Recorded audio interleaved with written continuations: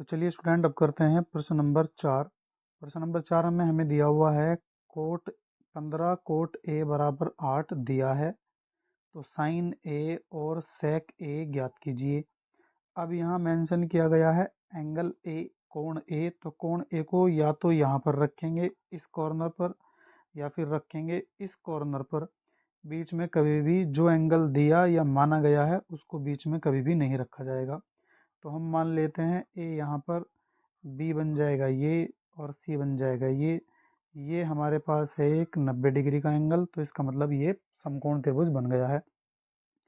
अब जो चीज़ दी हुई है ज़रा उसको हल करते हैं। ये दिया हुआ है कोट ए बराबर 8, 15 भी साथ में है, 15 इधर गुणा में है तो इधर चला जाएगा भाग में, तो ये बनेगा कोट ए बराबर 8/15।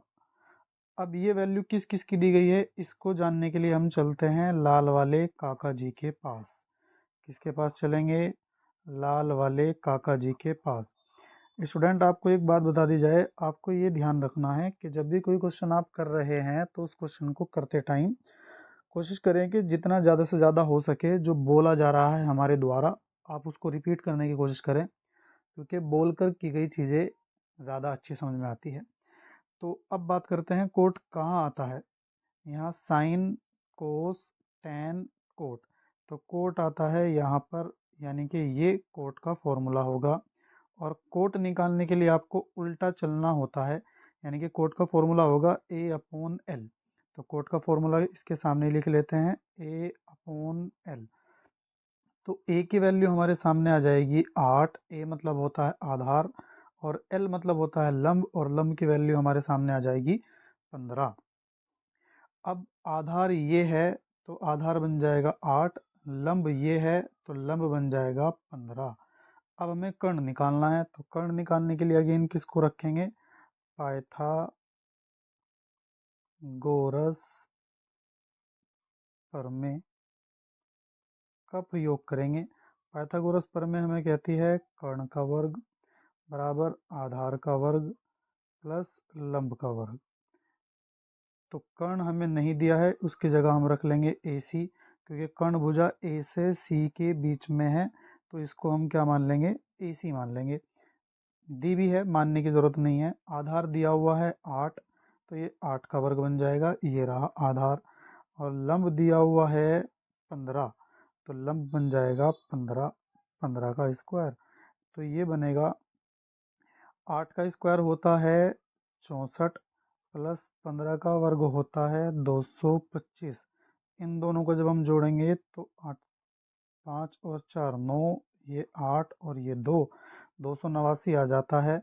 यहाँ बनेगा AC स्क्वायर।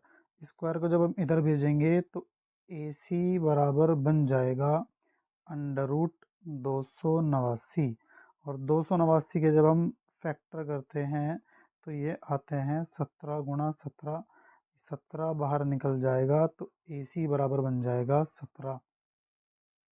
अब AC कर्ण है तो कर्ण हमारा आ गया है 17।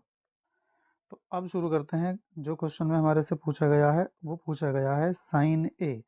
अब A मेंशन किया गया है तो A के बारे में बात हो रही है, तो A के ठीक सामने जो भुजा होगी ये बन जाएगी लंब।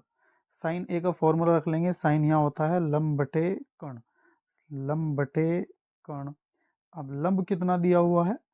15, लंब दिया हुआ है 15 और कर्ण निकल कर के आया था अभी हमारा 17, तो आंसर आ जाएगा 15/17।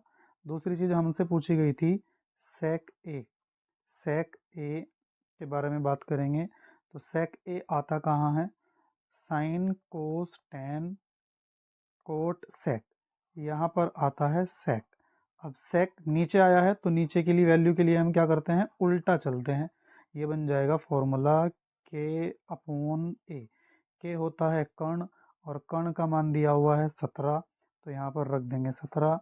फिर दिया हुआ है आधार और आधार का मान दिया हुआ है 8, आधार आ जाएगा 8। इस तरह से ये क्वेश्चन भी हमारा सॉल्व हो जाता है।